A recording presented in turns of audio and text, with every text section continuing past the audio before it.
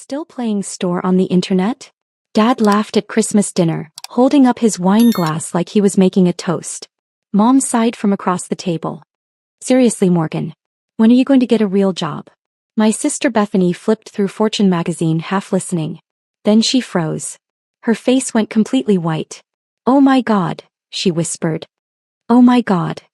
The magazine fell from her hands. Entrepreneur of the Year. How she built a $4.2 billion empire. The presents stopped being opened. I was 8 years old when I learned that Bethany could do no wrong. She'd gotten a C+ on her math test, but Mom framed it anyway. You tried so hard, sweetheart. Meanwhile, I'd brought home straight A's and a note from my teacher about my science project winning the district competition. Dad glanced at my report card for exactly 3 seconds. Good. Now go set the table. Bethany was 3 years older, confident, beautiful in that effortless way that made everything she did seem important. I was the quiet one, the one who spent hours in my room reading business magazines I'd bought with my allowance. At 10 years old, I was studying logistics models. At 12, I was teaching myself basic coding. Morgan's in her room again, Mom would say, like it was a character flaw. Bethany's at volleyball practice with actual friends. When I was 15, I started my first online business. Nothing fancy. I bought wholesale jewelry, photographed it nicely, and sold it on early marketplace platforms. I made $3,200 in 6 months. I was so proud. I showed my parents the bank statement. Dad barely looked up from his newspaper. Internet money isn't real money, Morgan. When you get a real job at a real company, then we'll talk about success. Bethany was 17 then, already dating the son of Dad's business partner. That's cute, she said, not meanly, but with that particular kind of dismissal that somehow hurt worse than cruelty. Like a lemonade stand, but online. I stopped showing them anything after that. When I was 19 and in college, I built my second business. A dropshipping operation focused on sustainable home goods. I worked from 6 a.m. to midnight most days, juggling classes and customer service and supplier negotiations. I made $47,000 in the first year. By year 2, I'd hit $180,000 in revenue. Meanwhile, Bethany graduated with a communications degree and immediately got hired at Dad's investment firm. Not because she'd applied. Because Dad created a position for her. Director of Client Relations, Mom announced at Sunday dinner, beaming. $65,000 a year to start. Can you believe it? I was sitting right there. My business had just cleared $200,000 in annual revenue. I was 21 years old. Nobody asked me anything. At 23, I sold that second business for $1.2 million. I didn't tell them. Instead, I took that money and built something bigger. I'd identified a massive gap in the market. Small businesses needed better inventory management software that didn't cost $50,000 per year or require a computer science degree to operate. I built it. Simple interface. Powerful backend. Subscription model at $79 per month that could scale to $299 for larger operations. I called it inventory flow. The first year we had 340 clients. Year 2, 2,800 clients. Year 3, 18,000 clients. By year 5, we had 94,000 active subscribers across 47 countries. I'd brought on a development team, a sales director, customer success managers. We'd raised zero outside capital. I owned 100% of the company. The business was valued at $340 million. I personally took home $15 million per year in distributions after reinvestment and salaries. I was 29 years old. My parents still thought I played store on the internet. I'd learned to keep my answers vague. How's work? They'd ask at obligatory family dinners. Fine. Busy. Still doing that online thing? Yes. They'd nod, bored already, and turn to Bethany. Tell us about the Henderson account. Bethany had recently made junior partner at Dad's firm. She'd bought a BMW. She'd gotten engaged to Trevor, who worked in medical device sales and wore expensive suits. Their wedding was set for June at the country club, $85,000 budget, fully funded by our parents. When I'd gotten quietly married to James 2 years earlier, a simple ceremony at a vineyard we'd rented for the weekend, I hadn't even told them until 3 weeks later. You got married? Mom's voice on the phone was flat. To that programmer you were seeing? Software architect, I'd corrected quietly. Yes. Well, I suppose congratulations are in order. She'd sounded like I told her I'd bought new dish towels. James was perfect for me. calm, brilliant, understood the business because he'd built his own successful cybersecurity consulting firm. His company revenue was around $8 million annually. Combined, we were doing exceptionally well. My parents had met him twice. Both times, Dad had asked him if he'd ever considered a real corporate position. The invitation to Christmas dinner had come via group text. Mom, family dinner December 24th, 6 p.m. Bethany and Trevor have big announcement. Bethany, can't wait for everyone to celebrate with us. Party popper. Dad, proud moment for the family. I typed back, I'll be there. Nobody responded. When James and I arrived at my childhood home, Bethany's BMW was already in the driveway, along with Trevor's Lexus. My Tesla, which I'd bought without fanfare 2 years ago, looked almost too understated next to their vehicles. Inside, the house smelled like Mom's signature prime rib. The dining room table was set with the good china. Bethany and Trevor were already seated, both holding champagne flutes. Morgan. Bethany stood to hug me, and it was warm, genuine even. We weren't enemies. She'd never been cruel on purpose. She just never looked past what our parents had decided about me. You look good. James, good to see you. Dad shook James's hand with that firm grip he used to establish dominance. Still doing the computer security thing? Yes, sir, James said evenly. Business is strong. Good, good. Dad had already lost interest. Bethany, show them the projections you put together for the Whitmore account. We sat. Mom brought out appetizers, brie and crackers, shrimp cocktail, things I remembered from every holiday dinner growing up. So, Dad said once we'd all been served drinks. Your mother and I have some announcements tonight, and so do Bethany and Trevor. Bethany was glowing. We're pregnant. She put her hand on Trevor's. 12 weeks. Due in June. Mom actually had tears in her eyes. Our first grandchild. I smiled. Congratulations. That's wonderful. It was wonderful. I meant it. Bethany would be a good mother. And, Dad continued, we've decided to make Bethany full partner at the firm. Youngest partner in company history. She's earned it. Trevor raised his glass. To my brilliant wife. Everyone clinked glasses. James and I joined in. Then Dad turned to me almost as an afterthought. Still playing store on the internet, Morgan? He laughed. Not meanly. Just dismissively. Like he was asking if I still collected stamps. Mom sighed, that particular sigh that meant she was disappointed but trying to be supportive. Seriously, Morgan. When are you going to get a real job? You're 31 years old. Bethany's building a career, starting a family. You're still doing whatever it is you do all day. I set down my fork. I'm happy with my work. But what is it exactly? Trevor asked, genuinely curious. Like, do you sell things? Is it like Amazon? Software, I said simply. Business management software. Dad made a dismissive sound. Tech bubble stuff. Remember the dot-com crash? That's going to happen again. Real wealth is in real businesses. Asset management, real estate, tangible value.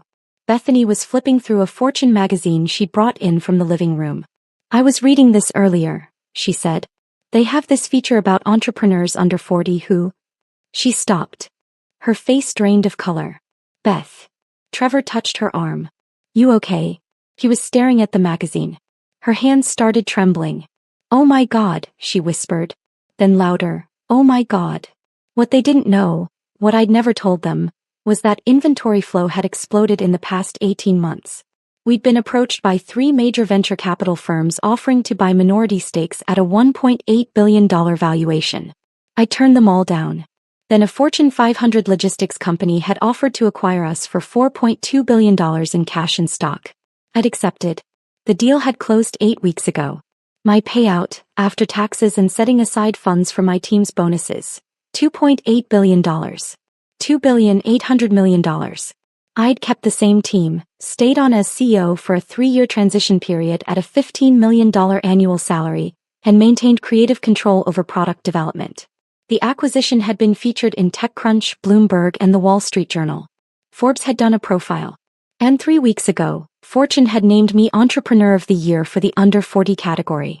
The magazine issue had come out 2 days ago. James knew this moment was coming. We'd even discussed it in the car on the way over. They're going to find out eventually, he'd said. I know. You don't owe them a dramatic reveal. I know that too. But here we were. The business I'd built had started with that childhood fascination with logistics. I remembered being 12 watching a documentary about warehouse management and thinking, this is so inefficient. Someone should fix this. So I did. Inventory flow had started small. I'd coded the first version myself, working 16-hour days in our one-bedroom apartment. James had supported us on his salary while I took no income for the first 8 months. When we got our first paying client, a small bookstore in Oregon, I'd literally cried. By month 12, we had enough revenue for me to pay myself $40,000 a year. By month 18 I'd hired our first developer. By year 2 we had an office, just 1,200 square feet, but it was ours. The breakthrough came when a regional restaurant chain with 45 locations implemented our system and reduced their inventory waste by 34% in the first quarter. They'd posted about it on social media. Within a week we had 200 demo requests. I'd scaled carefully. No flashy spending. No fancy office downtown. I'd kept our team lean, our burn rate low, our focus sharp. While other startups were burning through millions in VC funding on ping-pong tables and craft beer kegs, we were profitable from year 2 onward. The fortune I'd built wasn't from hype. It was from solving a real problem for real businesses and doing it better than anyone else. My team was 53 people. I knew all their names, their kids' names, their career goals. When the acquisition went through, I'd structured the deal to include $94 million in retention bonuses for them. Everyone who'd been with the company for more than 2 years became a millionaire. Our receptionist, who'd been with us since year 1, got $2.3 million. The acquiring company CEO had told me in the negotiation, we're not buying the software. We're buying your methodology and your team's culture. Don't change what works. I still drove the same Tesla. James and I still lived in the same house. Though it was a nice house, a $2.8 million property in a good neighborhood that we'd bought 18 months ago. I still wore simple clothes, still preferred reading to parties, still avoided attention. The fortune feature had been the first real public attention, and I'd only agreed to it because the exposure would help my team's next ventures. The interview had been straightforward. They'd asked about my methodology, my philosophy, my background. I'd mentioned growing up in a family that didn't understand what I did. The journalist had found that compelling. She titled her section of the piece, Building an Empire While No One Was Watching. The cover photo was professional but understated. Me in a black blazer standing in our office with the caption, Entrepreneur of the Year, How She Built a $4.2 billion empire. That magazine was now in Bethany's shaking hands. Entrepreneur of the Year, Bethany read aloud, her voice barely above a whisper. How She Built a $4.2 billion empire. He turned the magazine around. The cover photo was clear. Professional. Unmistakably me. Dad's fork clattered to his plate. Mom's hand went to her throat. Trevor leaned forward. Is that Morgan? Bethany's voice cracked. This is you. You sold your company for $4.2 billion. I took a sip of water. The article is well researched. You. Dad stood up from the table. You sold a business for billion with AB. The acquisition closed in October, I said calmly. It was in the Wall Street Journal. Mom's face had gone completely pale. You're the Morgan Chin in this article. CEO of Inventory Flow, the revolutionary inventory management platform that's changing how businesses operate? Yes. Bethany was reading frantically now. Chin started the company 6 years ago with zero outside funding, building it into a juggernaut with 94,000 active subscribers across 47 countries. Her personal stake in the $4.2 billion acquisition, $2.8 billion. The room went completely silent. James quietly reached over and squeezed my hand under the table. Trevor broke the silence. $2.8 billion? Before taxes, I corrected. Dad sat back down heavily. Why didn't you tell us? I looked at him evenly. You never asked. Every time you asked about my work, you called it playing store on the internet, or asked when I'd get a real job. But Mom's voice was faint. We thought it was just a hobby. It employed 53 people, I said, all of whom became millionaires when the deal closed. I structured the sale to prioritize their financial security. Bethany was still reading. Chin is known in Silicon Valley for her unconventional approach. No venture capital, no flashy spending, no press coverage until the acquisition was announced. She built her empire while working from a modest 3,200 square foot office and driving a 2020 Tesla. She looked up at me. You've been a billionaire for 2 months and you didn't say anything? Would you have believed me if I just told you? No one answered. Dad's face had gone from pale to red. This doesn't make sense. How could you? I'm in finance. I understand business. If you'd built something worth billions, we would have known. You would have known if you'd asked, I said quietly. Or if you'd read TechCrunch. Or Bloomberg. Or the Wall Street Journal. Or Forbes. The Forbes profile came out in September. Mom's hands were trembling. Morgan, we didn't know. I'm aware. Trevor was still processing. So when we were talking about Bethany's salary at the firm, you were making what exactly? My salary was $8 million annually before the acquisition, I said. Now it's $15 million for the next 3 years as part of the transition agreement. Dad's champagne glass slipped from his hand. It shattered on the hardwood floor. Nobody moved to clean it up. Bethany set the magazine down carefully like it might explode. The article says you funded a scholarship program for women in STEM. $50 million. $52 million, I corrected. It's administered through MIT and Stanford. We received 8,400 applications in the first cycle. Mom started crying. Not graceful tears. Actual sobbing. Why didn't you tell us? Why would you let us think? Think what? I asked, my voice still calm. That I was wasting my time?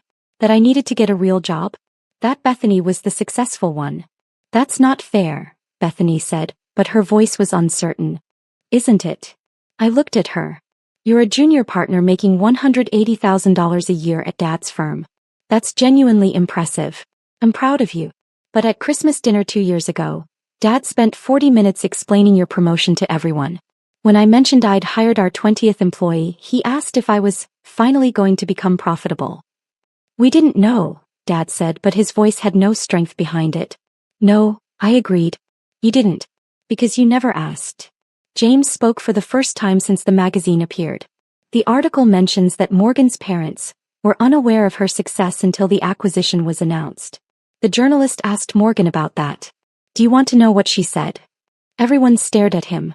She said, I built my business for myself, not for external validation. The people who needed to know. My team, my clients, my husband, they knew. That was enough. The silence that followed was absolute. Then Mom's phone buzzed on the table. She glanced at it reflexively. Her face went even paler, if that was possible. It's Catherine Henderson, she whispered. Catherine was one of Mom's closest friends, also from their country club circle. She's texting about. She's asking if the Morgan Chin in Fortune magazine is my daughter. Bethany's phone started buzzing too. Then Trevor's. Then Dad's. It's going viral, Trevor said, scrolling through his phone. There's a LinkedIn post with 40,000 likes. This is what real entrepreneurship looks like. Building value quietly while everyone doubts you. Dad's phone rang. He looked at the screen. It's Richard Whitmore. One of his major clients. He answered. Richard, hello. We could hear Richard's booming voice through the phone. Jim, just saw the Fortune article. Your daughter. The Morgan Chin. Why didn't you tell me your daughter built Inventory Flow? We've been using their software for 3 years. Game changer for our operations. Dad's face cycled through several emotions. Yes, we're very proud. Proud?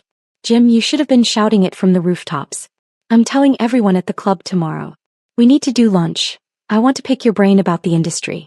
Must run in the family, that business sense. Dad hung up slowly. He wants to have lunch, he said blithely. To talk about business sense that runs in the family. The immediate consequences began within hours. Mom's phone didn't stop ringing. Every friend, every country club acquaintance, every distant relative, all calling to congratulate her on having such a successful daughter. I don't know what to tell them, Mom said, still crying. Everyone's asking why we didn't mention it. Nancy Pritchard said she read the article and it mentioned we didn't know. She asked if we were estranged. Are we? I asked simply. No one answered. Dad's phone was worse. Business contacts, golf buddies, everyone. And beneath the congratulations was a question they didn't ask but clearly wondered. How did you not know? Bethany was sitting very still. Trevor, she said quietly. We should go. Beth, I said. She looked at me. Congratulations on the baby. Genuinely. That's wonderful news. Her eyes filled with tears. Morgan, I didn't know. I swear if I'd known. I know, I said. And I did. Bethany had never been deliberately cruel. She just never questioned the family narrative. They left 20 minutes later. James and I stayed mostly because we wanted to make clear that this wasn't a dramatic exit. This was just the truth finally visible. Dad sat at the table, the Fortune magazine open in front of him. The article mentions you started this when you were 23. Yes. We thought. I told you it was a phase. You did. Morgan. His voice cracked. Why didn't you tell us? I considered my answer carefully. At first because I wanted to prove I could do it. Then because you'd made it clear you weren't interested. By the time it became something worth mentioning, I'd built a life where your opinion didn't define my success. Mom flinched. That came out harsher than I meant it, I said. But it's true. I built this for me. Not to prove anything to you. Not to earn your approval. Just because I saw a problem and wanted to solve it. The article says you turned down venture capital, Dad said, still reading. Multiple offers. $1.8 billion valuation. I didn't want to answer to investors. He looked up. That's actually smart business. I know. The escalating consequences came over the next week. Dad's business partner called him, excited about Bethany's connection to me through the family. We should leverage this. Get Morgan to speak at our investor conference. Dad had to explain that his daughter wasn't taking his calls. Because after that Christmas dinner I'd set boundaries. I'd sent a family email carefully worded. I love you all, but I need time to process the family dynamics that have been in place for most of my life. I'm not angry. I'm not punishing anyone. I'm simply protecting my peace. When and if I'm ready to rebuild our relationship, I'll reach out. I need you to respect this boundary. Mom had called 17 times the first day. I didn't answer. Dad had shown up at my office. My assistant, following my instructions, had politely told him I was unavailable and offered to schedule a meeting for 4 weeks out. He'd left shell-shocked. Bethany had sent a long text message. Morgan, I'm so sorry. I never realized. I was so caught up in my own life that I didn't see yours. The baby news, I want you to be part of this. Not because of who you are or what you've accomplished, but because you're my sister. When you're ready, I'm here. I'd appreciated that. I'd sent back. Thank you. I need some time, but I do want to be part of the baby's life. Let's talk in January. The final consequences manifested when the social embarrassment became complete. Dad's golf club friends kept asking about me. One of them had been at a conference where I'd given a keynote speech 3 months ago. Your daughter is brilliant. That speech about sustainable growth strategies. I took 20 pages of notes. Dad hadn't known I gave keynote speeches. Mom's book club had started reading business biographies. Someone brought in a recent biography about female entrepreneurs. I had a chapter. Your daughter is in this, they'd said. Did you know she mentors young women in tech? Mom hadn't known that either. The worst came when Dad's firm landed a major client, a tech company looking to expand. They specifically requested to work with Dad because his daughter revolutionized their industry, and they wanted that family business perspective. In the meeting, the client had asked, so what's it like having Morgan Chin as a daughter? Do you consult with her on our tech strategy? Dad had to admit he had no contact with me. The client had looked uncomfortable. The deal nearly fell through. 6 weeks after Christmas, I agreed to meet Mom for coffee. She came alone. She looked smaller than I remembered, older. She'd been crying, I could tell. Thank you for seeing me, she said. I nodded. I've been thinking, she started, then stopped. No. I've been doing more than thinking. Your father and I have been in therapy. Individual and couples. That surprised me. Okay. The therapist asked me why I thought Bethany was more successful than you. Mom's voice was steady but pained. I told her all of Bethany's accomplishments. The therapist asked what you'd accomplished. I realized. I couldn't answer. Not because you hadn't accomplished anything, but because I'd never asked. I sipped my coffee. Morgan, I don't expect forgiveness. I don't expect you to suddenly want family dinners again. But I need you to know that I see it now. How we treated you. How we dismissed everything you worked for. How we made you feel invisible in your own family. I appreciate that, I said quietly. The Fortune article mentioned your scholarship fund. $52 million. When I read that, Morgan, that's more than our house is worth. More than your father's made in his entire career. And you just gave it away. It's money that can change lives. Women who wouldn't otherwise have access to education in STEM fields. That felt important. Mom's eyes filled with tears. You're a better person than I taught you to be. I shook my head. You taught me resilience even if you didn't mean to. You taught me to build something for myself, not for external validation. Those aren't bad lessons. But we should have seen you, she whispered. We should have asked. We should have known. Yes, I agreed simply. You should have. We sat in silence for a moment. What happens now? Mom asked. I don't know, I said honestly. I'm not cutting you out of my life. But I'm also not pretending the past didn't happen. I've built a life I'm proud of with people who see me clearly. James, my team, my chosen family. That's my foundation. You and Dad and Bethany, you can be part of my life, but you're not the center of it anymore. She nodded slowly. That's fair. Bethany texted me yesterday. She's having a girl. She told me. Mom managed a small smile. She wants to name her Morgan. Middle name. That caught me off guard. That's unexpected. She said she wants her daughter to grow up knowing that success isn't loud. That the most powerful people in the room are often the quietest. She said she wants her daughter to be like you. I felt something crack in my chest just a little. I'd like to be part of that, I said quietly. The baby's life. On my terms. Whatever terms you need, Mom said immediately. Morgan, we're going to do better. I know that sounds empty right now. But we're trying. I believed her. Not because I thought everything would magically fix itself, but because I could see she meant it. 2 weeks later, I had dinner with Bethany. She was showing now, glowing with pregnancy hormones and nervous energy. I'm really sorry, she said for the 50th time. I know. You've said that. But I mean it. I know that too. She twisted her napkin. I keep thinking about all the times I didn't ask about your work. All the times I just assumed you were doing okay, nothing special. I was so wrapped up in my own world. You were living your life. That's normal. But you're my sister. I am, I agreed. And you're going to be a mom. That's incredible, Beth. She smiled, tears in her eyes. I really do want you to be part of this. Aunt Morgan. Not because you're famous now, but because you're my sister. And I'm really proud of you. I should have said that a long time ago. You're saying it now, I said. That counts. 3 months later, I attended my niece's baby shower.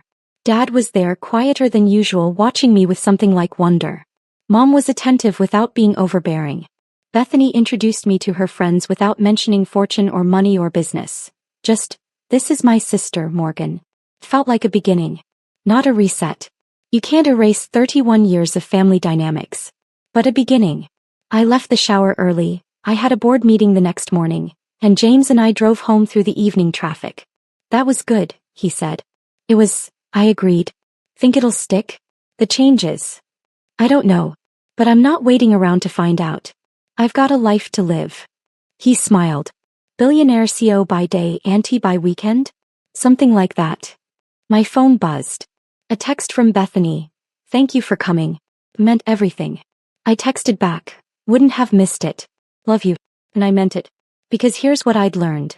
Success wasn't about proving anything to anyone. It wasn't about the moment they finally saw you. It was about building something meaningful while no one was watching, and then, when they finally noticed, being secure enough in yourself that their validation or lack thereof didn't define you. I'd built a $4.2 billion empire in the quiet spaces of my life, while my family focused elsewhere. The revelation hadn't changed who I was. It had just forced them to see what had always been there. And now, driving home with my husband, with a niece on the way and a company I loved still innovating, still growing, I realized I didn't need their approval anymore. I had something better. I had myself.